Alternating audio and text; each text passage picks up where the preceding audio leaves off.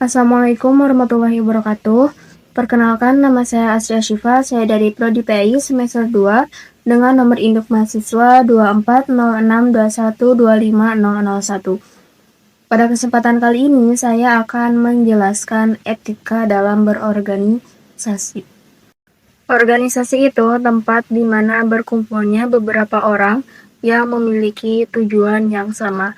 Jadi di dalamnya kita tidak bekerja sendiri tetapi bersama-sama. Misalnya organisasi di sekolah atau kampus, mereka mempunyai peran masing-masing untuk mencapai tujuan tersebut. Etika dalam berorganisasi itu sangat penting dan dibutuhkan. Karena kalau kita tidak memakai etika dalam sebuah organisasi, maka akan muncul konflik atau salah paham. Misalnya, ketika ada salah satu anggota yang menyampaikan pendapatnya dengan cara yang tidak sopan atau tidak menghargai pendapat yang lain, itu akan membuat suasana dalam organisasi tersebut tidak nyaman. Maka dari itu, etika dalam organisasi sangat dibutuhkan agar organisasi dapat berjalan dengan baik. Etika yang pertama yang harus kita miliki ketika kita memutuskan untuk masuk ke dalam organisasi tersebut adalah disiplin dan tanggung jawab. Kita wajib menjalankan tugas dengan baik dan tepat waktu. Kalau misalnya kita ditugaskan lalu kita tidak mengerjakan tugas tersebut, maka itu akan mengganggu anggota dan menghambat anggota lainnya dan menghambat jalannya organisasi tersebut. Etika yang kedua yang harus kita miliki dalam berorganisasi adalah saling menghargai. Karena di dalam organisasi itu banyak sekali perbedaan-perbedaan pendapat yang mewajibkan kita untuk menghargai pendapat tersebut, karena setiap orang memiliki cara pandang yang berbeda, beda otak, beda pemikiran. Jadi dalam organisasi kita harus bisa menerima pendapat tersebut dan saling menghargai satu sama lain. Etika yang ketiga yaitu komunikasi.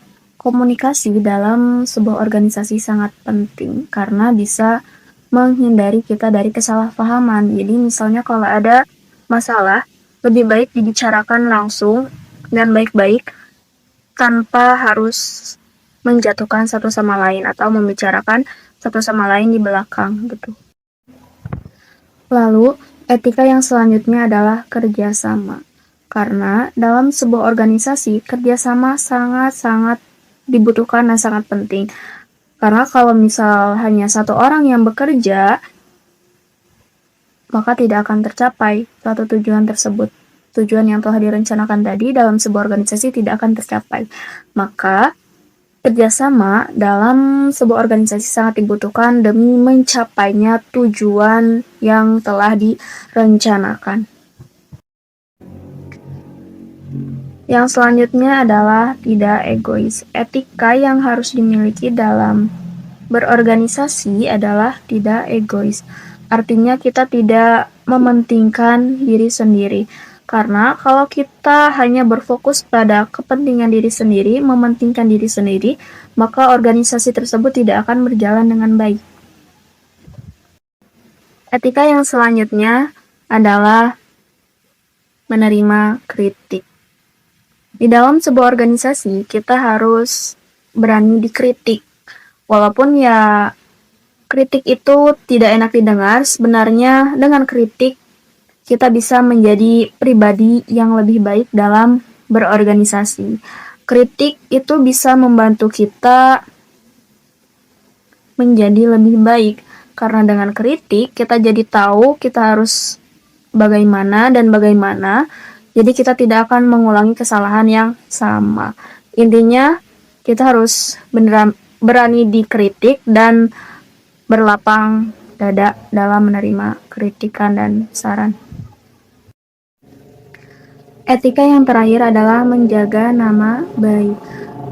Karena sikap kita di luar maupun di dalam organisasi itu mencerminkan organisasi tersebut.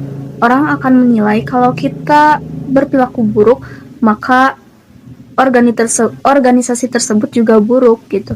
Jadi kita harus bisa menjaga sikap kita dengan baik.